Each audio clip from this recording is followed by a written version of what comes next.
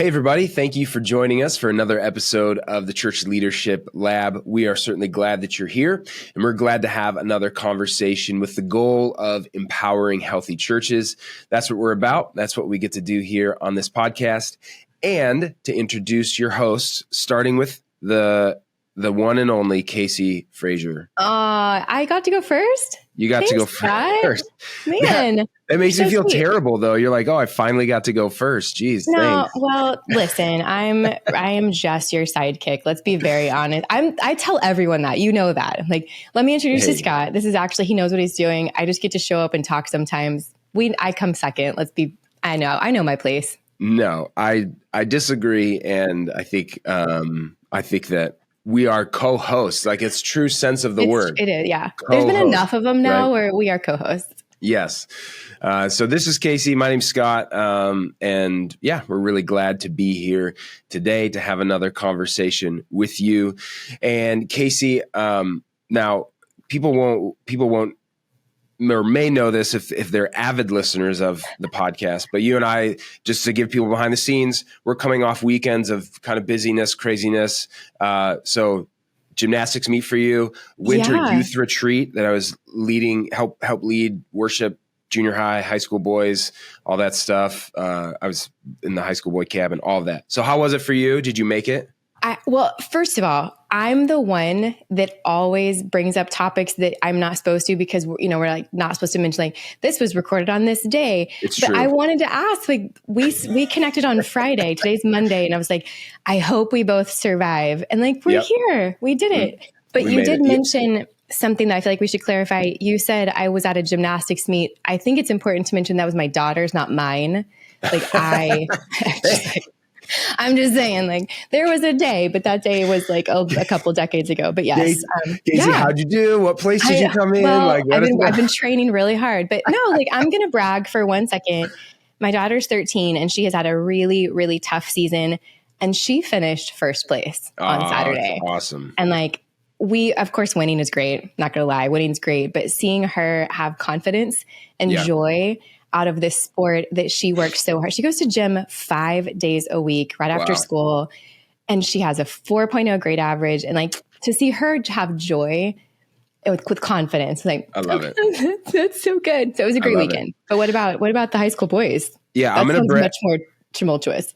Well, it was great. I mean, youth retreat in general was awesome. I was able to lead worship. I had 2 of my kids along, there as well. So it's just an awesome time for sure. I'll brag a little bit on myself because we played. There's a game called broomball, which is like, imagine hockey, but you don't have a hockey stick. You just kind of have like a stick with like an end on it that's like a broom. It's not even a broom, it's like a plastic piece. A little ball that's like a miniature soccer ball. And instead of ice skates, you just wear your shoes on the ice. So it's like an ice rink. And what I'm proud of is I survived it.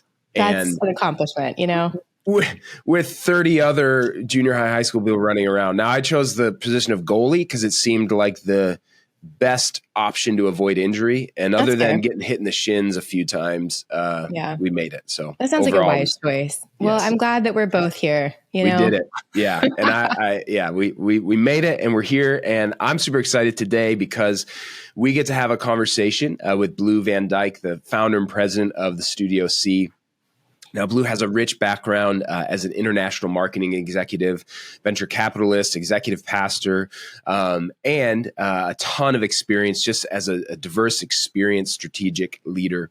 Now, his career spans multiple industries, various organizations, everything from automotive leader, Daimler-Benz, to digital marketing agency, Proxicom, and then one of the country's largest non-denominational churches, Christ Church of the Valley. Now, in 2020, he founded the StudioC, merging industry excellence, digital transformation with church member engagement.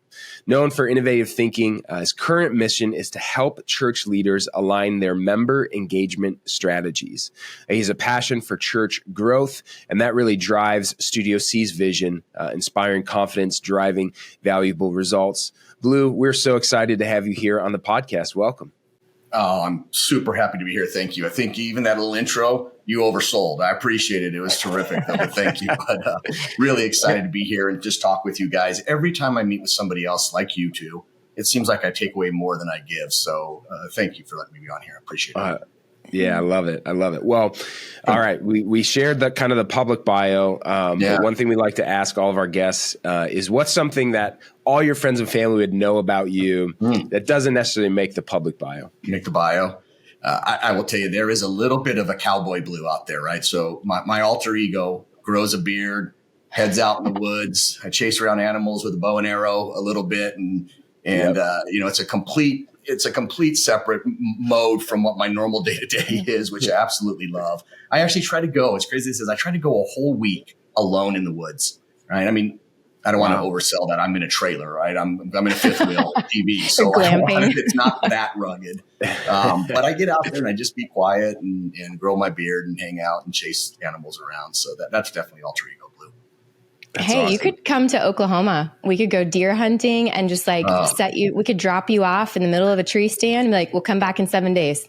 Hope you do well. Think that sounds crazy? That sounds like that's a treat. That's a vacation. I'll tell you, it's funny you say that, but honestly, anytime I can go unscheduled, right? It's not even about being busy. Like I stay really active out there. I'm cutting firewood and I'm doing stuff, but I don't have to, right? I don't have to stop and I get to go do something else when I just feel like it, which is often like a nap or something like that. But to just be unscheduled, that's just such a treat for me.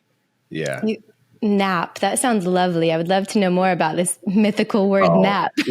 We kind of joke about it last time. So there's things like you spot for animals, right? You go up on a mountain, you just look through binoculars and glass. I made it about 30 minutes before I fell asleep and woke up about 4 hours later. So whenever I say I'm going hunting, my wife just looks at me like, you're going napping. Let's be real. Right? Yeah. That's perfect. Well, we would love to talk a little bit more specifically about the StudioC, of course. So can you, and I'm sure this is something that's not going to be difficult for you to do, but share the vision behind just the history of StudioC, how that kind of came to exist. Where did the vision come from? And just like, how did that take shape for you? Oh, I love it. This sounds crazy, but it's really the sum of my parts. So as crazy as it sounds, it's a 30-year vision. Now, I wish I could tell you I planned that out. I am not that smart and not planned the last 30 years strategically. This just sort of came about. But right out of grad school, I ended up going into the marketplace and I worked for an automotive company. And literally their number one target, I was on the marketing side, right, of this auto company, fairly large. You mentioned it was Daimler-Benz. And I thought it was all about really cool ads. And it took about a minute and a half before they explained, like, that's not how we grow, kid. We grow by taking our existing customers, getting them to love us, and they sell the product for us. So I really quickly got educated in this idea of what they call customer engagement, i.e. member engagement. But for 30 years, I've run this play called take your existing members or customers and turn them into advocates, right? Yeah. And then I moved from there into the digital advertising space. So this ages me a little bit, but this is the advent of the internet, right? Late 90s, early 2000s. But our agency, we'd go out and we had some tier one clients, the Toyotas and Marriotts and stuff of the world. But here's literally what we'd say is quit advertising or talking to everybody. We can now use this thing called the internet to segment your customers so you can target a message, right? I remember literally saying to the Toyota guys, quit advertising to the CEO of Ford. He's not buying a Toyota, right? I promise you. So, there was that piece of it. So you got engagement and then you've got personalization. I was fortunate after that to get into venture capital, and everybody oversells what that means. What it means is you find somebody who's doing something well, figure out how to scale it for a bunch of other companies, right? How do you grow it? So I really took what we were running as this play and just figured out how to do it for a lot. But anyway, I made it from there into church to be very specific on StudioC. And I just looked at it and I believe there had to be an application for everything I did in the market for the church. Yeah. So I just churchdized that play I'd been running for 30 years.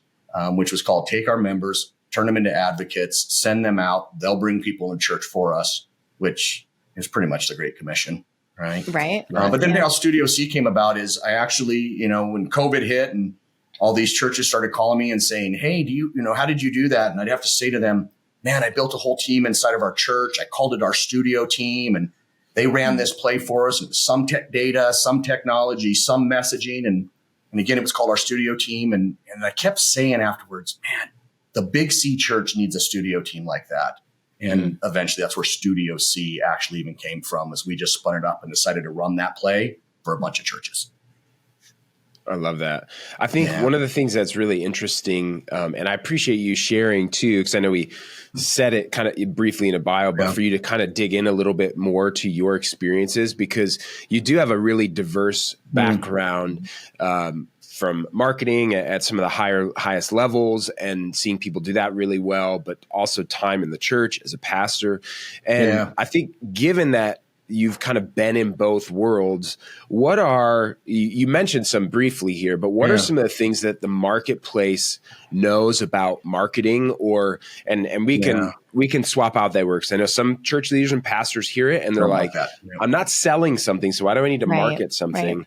And we could just say, maybe swap it out with connecting with people, engaging with people, whatever it might be. But what are some things the marketplace knows about that you really wish the church would embrace? Yeah, I love it. And I'm going to go through a couple of them but they tie in. I think in its most simplified form, if you took this, let's just call it a customer journey, right? Means at some point or other in the church world, I call it a member journey.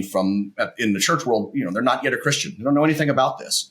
And at the very bottom, they're fully committed to follow Christ. And so you can call that a disciple or what you want. But there's a lot of steps in between, right? And I think what a lot of churches believe is that for me to grow, I need to spend more money advertising.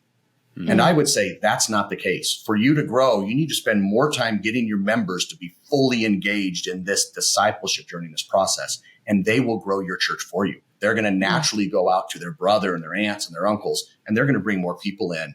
And that's way more effective, right? I try to tell people there's no ad I could ever build that's going to convert as well as Scott inviting his neighbor to come to church, right? That just works better. I used to actually, on staff, literally, I told our comms team, any marketing we do is not designed to bring somebody to church. Its job is to credential the invite from one of our members, right? So when I go to one of my neighbors, I wanted them to go, oh, I've heard of that church. Maybe they're not weird, right? Or something like this. So first I'd say is to grow, focus more on your existing members for the sake of growth. That's not being inward focused. That's saying I'm going to get them so bought in, they can't help but bring everybody to church, right? So that's one of the big changes for sure. The other that I can't believe is I think you got to keep it simple. Right. We tend to overcomplicate things. And people ask me all the time, sort of, what's the big difference I see from ministry and marketplace? Sometimes I feel like we in ministry like to complicate things. I think we like it too down complicated. Right. I know. Because then we get to figure it out. The marketplace just values simplicity, right? I mean, the iPhone is incredibly complex, but they made it really simple for me to buy and operate. So that would be another big trigger, I'd say, is we got to figure out how to take this thing, which can be complicated, and simplify it enough for people to understand. Yeah. That makes a ton of sense.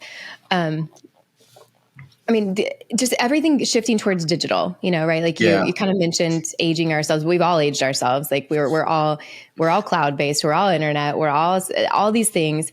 So kind of putting yourself into that mindset, I think it's really easy to complicate something that is so big, so rapidly growing, and honestly intangible.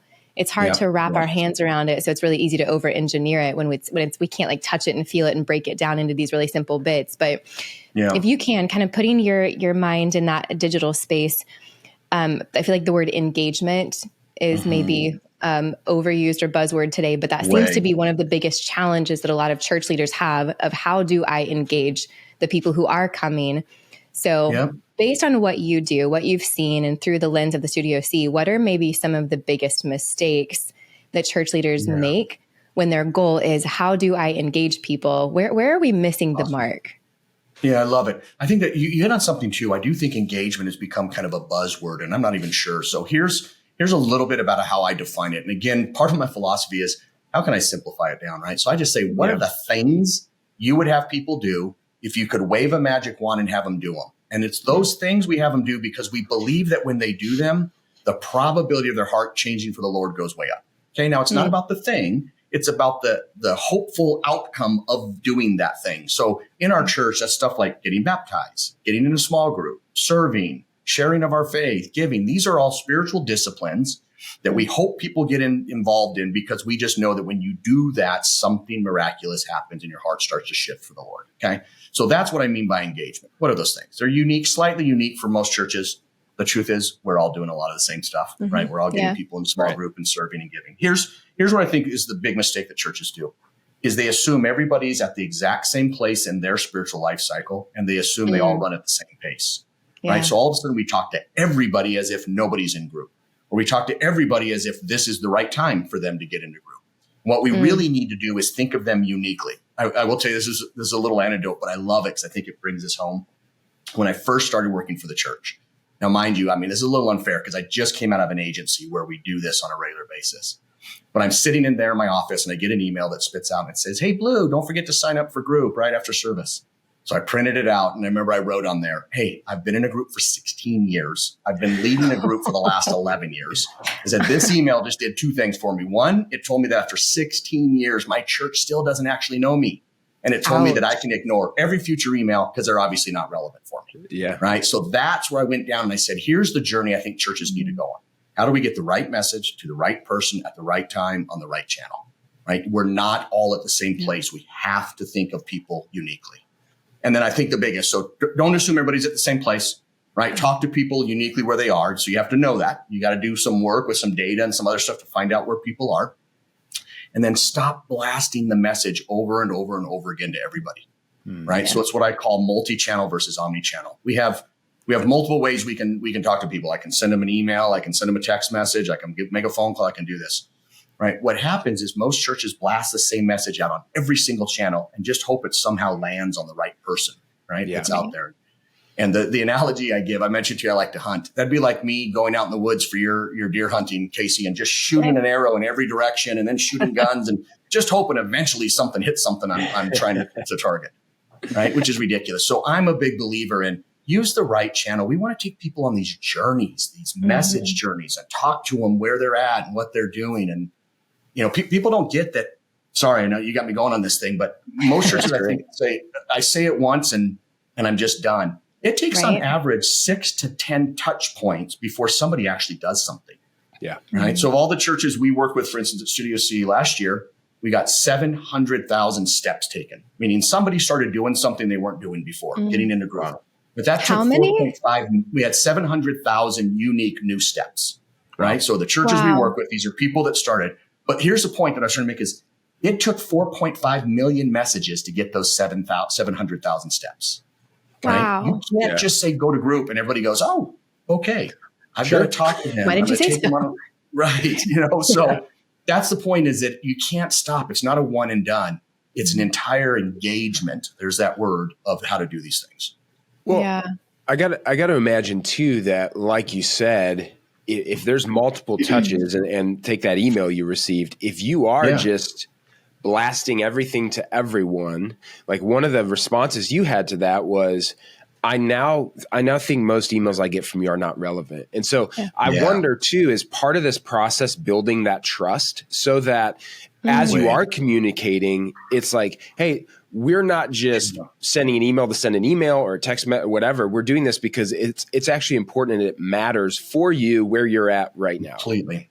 Yeah, I do believe that. And it's not also just asking you to do something. So I always say there's really two fundamental things. I want to recognize you as a member of this community and say, I know you, and I want to encourage you to grow in your faith. In my opinion, those are the two things we're trying to convey in a message. I recognize and know you, and I'm encouraging you. And where it came from is I would stand outside of the auditorium after service, and I would just look for somebody. I'd shake their hand, and I'd ask them about their wife, and I'd ask them about his kids. And I'm saying, I know you. I know who you are, and we've got a rapport and a relationship. And then I would say things like, hey, are you ready to start serving yet? Are you ready to start doing this thing? And so I kind of hit both of them. And what I said is we can do that outside. I mean, it always performs better relationally. If you can shake hands and talk to somebody, do that. That's better. It really is. But how do you do that at scale, right? Well, I'm having that conversation. 52 people are blowing by me on the sides that I can't talk to. So recognize them and encourage them. One of our best performing messages when we build these things, I always tell churches, recognize your people for their baptism anniversary. Right? And I say that because nobody else on the planet does that, right? Starbucks says happy birthday, but they're not talking to me about the most important decision I ever made. Yeah. So with data, you can go out and know who got baptized, when they got baptized, remember that, and send them a message. You're not asking for anything. You're just congratulating them on the best decision they ever made. But it says, I know you, right? And better yet, serve them up a picture of the time they got baptized so they remember the day and they kind of have this moment they go back to. And anyways, that type of stuff that we really encourage.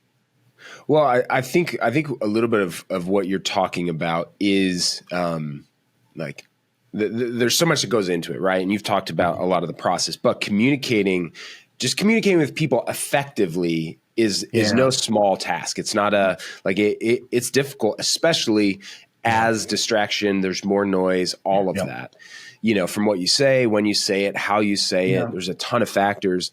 But I would love to hear, and you've already shared a few. I mean, how can church leaders, regardless of the tools they're using, what they're doing, how can they get better at sort of that science of messaging, of communication to more effectively connect and communicate with their people? I love it. I think at the highest level, it starts with sort of structure. How are you organized to think about communicating as a core component? Right. So in the marketplace, and we bring it in, there was always sort of what I called the 3 Ps. It's actually the 4 Ps of going to market. It's a product, the placement, the promotion, the price. Well, we're a church. We don't charge for this. So kill price. Right. But I looked at the 3 Ps. What's our product? And give me grace. I love the church. Right. But when I say product, it's our weekend experience. It's our group ministry. We dial that in. We spend a lot of time. And then I say, how do we distribute that product? What's the placement? Well, we put a lot of energy into our campus and our facilities and even our online venue. And then how do we tell the whole world why they should consume that product, why it's so valuable? That's the promotions piece. And most churches don't bring in what I'm going to call structure or science around promotions. It's a little bit of Wild West. Everybody just say what they want to whomever they want. Yeah. So I really, really encourage people to say, put as much weight on promoting or messaging or communicating as you do on creating. You created this great message. You spend a lot of time to make sure it gets in front of people, spend as much time to make sure they understand why and what's going on. So structure formally around it. And then after that, I think that the pieces are, you have to know your people. So at some point or another, nobody likes this word data, but we have to use data to understand our people and recognize them.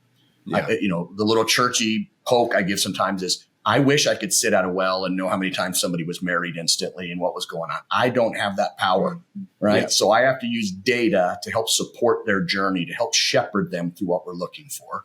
And then you need some sort of vehicle to put them into buckets, groups of people. If you can do it individually and you're small enough, great. As you get larger as a church, you have to start what's called segmenting your audience, putting them into buckets. So you need to segment them. So know them, segment them, and then have something relevant to say and a way to put it in front of them. Right. So you need a messaging platform that delivers the right message at some point, whether that's on their mobile app or as an email or in a text. We want that right message to go to them. Yeah, that's really good. Can you help us understand a little bit, because we've, talked about those things and kind of all of these components. And I know that that StudioC takes all of this stuff and then kind of helps do that. But can you help people understand kind of how you do that, sort of where you sit, in between other tools that people might be using, and just help them kind of understand, and here's how you help do that in a really effective way? Yeah, I would love to. And I'm going to give you just a little bit of context, even of where it came from is, being part of a fairly large church and a well-resourced church, we were able to pull some of this stuff off. But what would happen is I'd have a lot of churches come visit and just kind of say, hey, how are you growing? What do you guys do?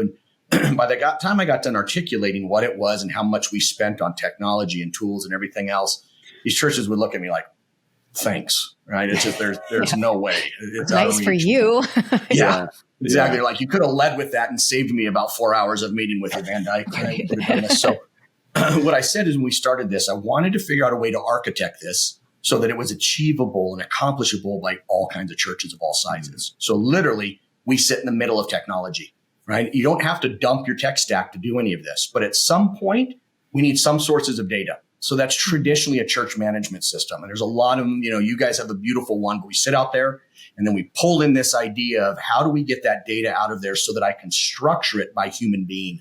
Right. So I have all of this data sources under Scott. Now, it's not limited to the church management system. Right. And what I mean by that is, I have one church that keeps t-shirt sizes on a Google Doc. Right. And so we pull that in. So for whatever reason, you need to send a message to everybody who wears a small, I don't know, whatever, however you use that. But we pull this in and we just structure this data in a data warehouse so that we can align it and configure it and structure it so you can find it. And then we built a messaging platform where you build all of these targeted audiences. Who do I want to talk to and what do I want to say to them? And you choose the channel and you do all of this. And then we simply push that out into your mobile app or onto your website or any email. So it lives in the middle, and it's saying whatever you have today, right, to manage your tech and whatever you have today to talk to people, I'm just going to help you understand it, segment it, and create a personal message to deliver it. So it makes it easier to go out and actually talk to people individually about what's relevant from the data so that they can get some call to action out of it. So we live right in the middle. We're a little middleware. Sorry, Casey. No, you're good. If Scott and I were both congregants of the same church, and the church has decided that us being plugged into a small group was one of those milestones to gauge our level of connectivity to the congregation. So really practically, how would you use what you know about Scott and I as individuals to deliver a unique message where we both don't have the experience you had where you're like, you have no idea who I am and I don't have to open your emails anymore. Like, just what would be the differences? What, like, he and I would get what? Because it's kind of like a glorified announcement, but it's not.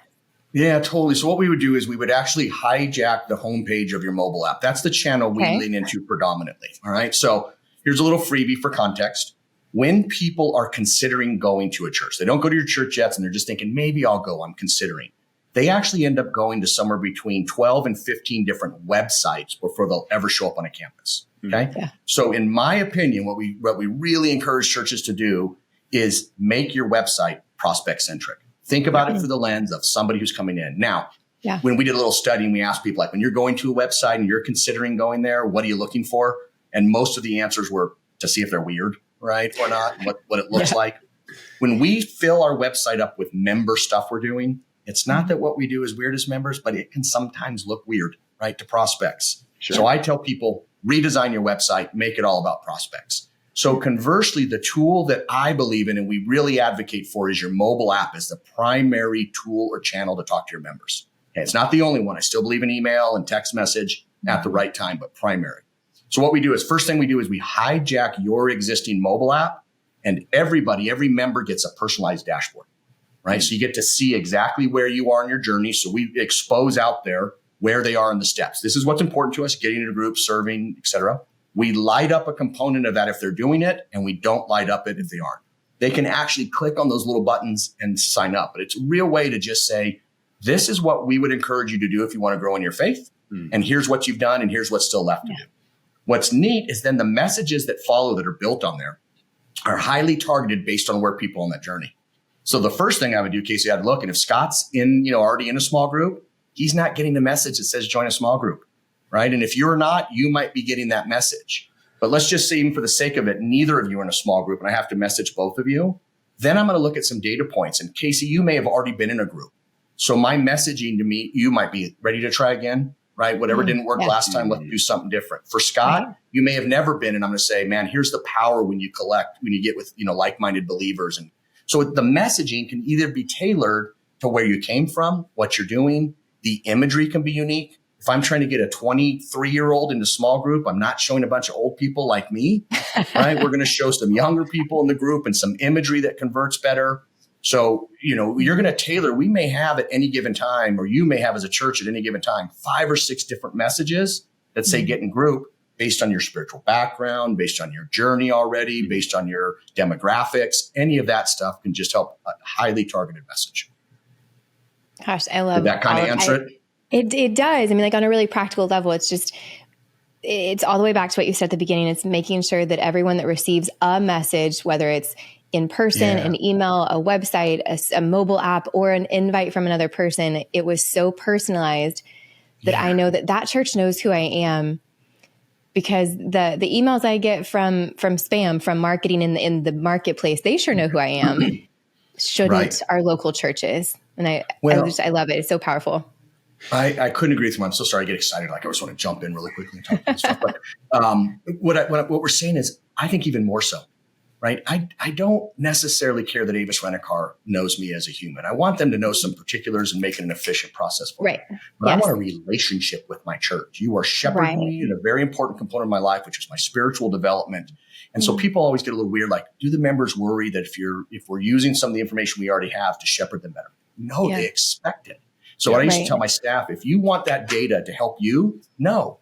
But if you're going to use that data to support ministering or shepherding somebody through their journey, if it's for them, they expect it of us. I want you to know me. It's what in the marketing world is called a post-gate experience, right? So the analogy is we got a fence and there's some people on the sidewalk, and that's all the marketing. That's trying to get them from the sidewalk to come through.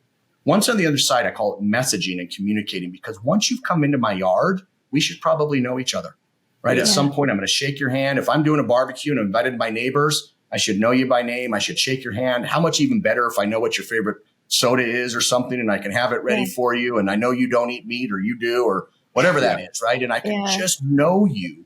That's what the church should be trying to do with their members. I know you better than I would a barbecue friend. Yeah.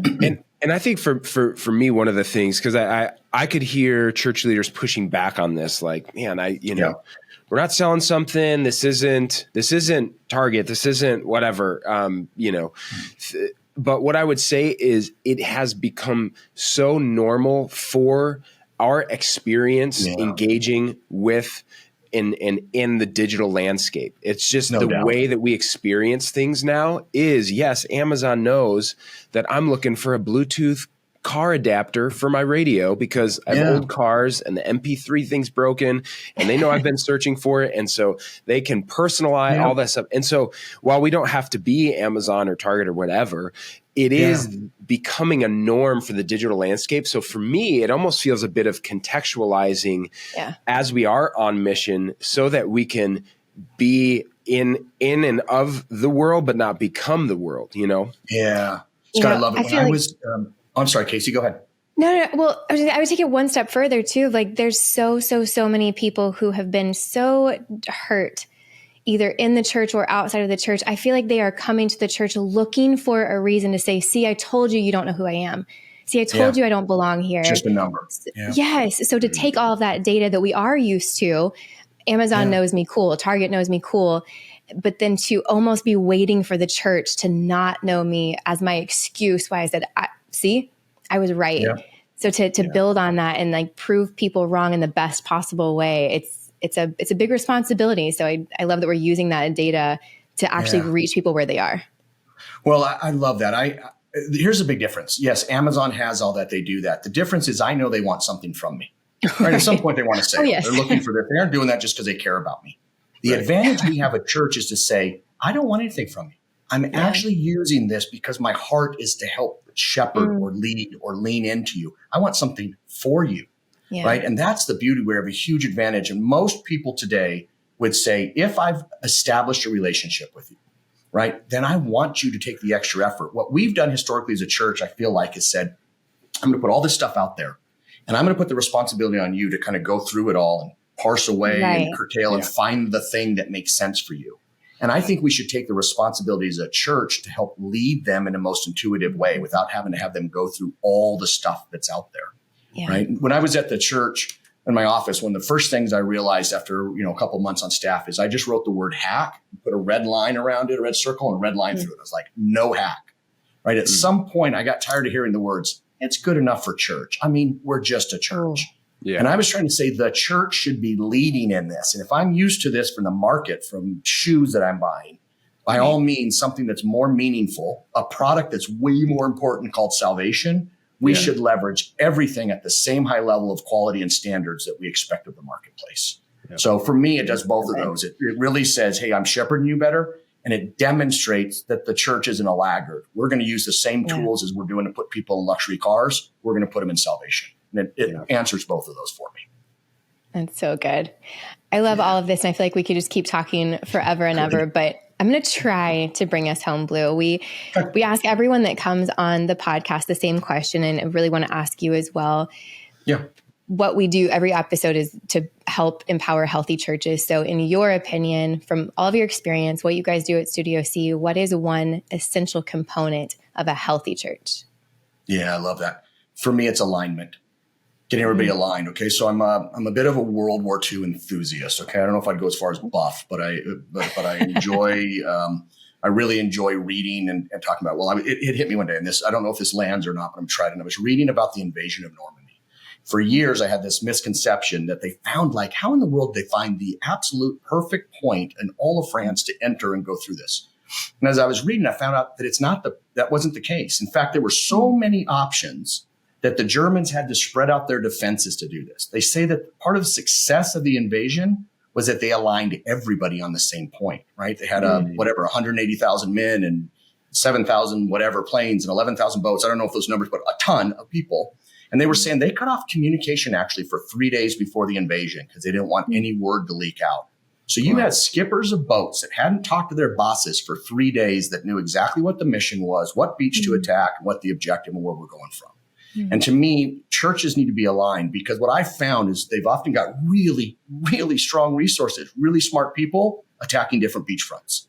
Yes. Right. And then they're wondering why they're not making traction. So alignment for me is by far number one.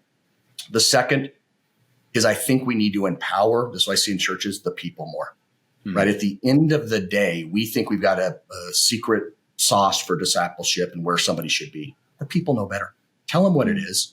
They can engage themselves. They understand that. I have these really bad analogies, so you guys can laugh at them all you want. But COVID hit, and I was actually reading a Wall Street Journal article, and it was talking about how charter aircraft and private planes and the sale of those things had just boomed. Right, and it was because they shut down the fleets, and people still needed to get somewhere, so they actually ended up flying themselves to it.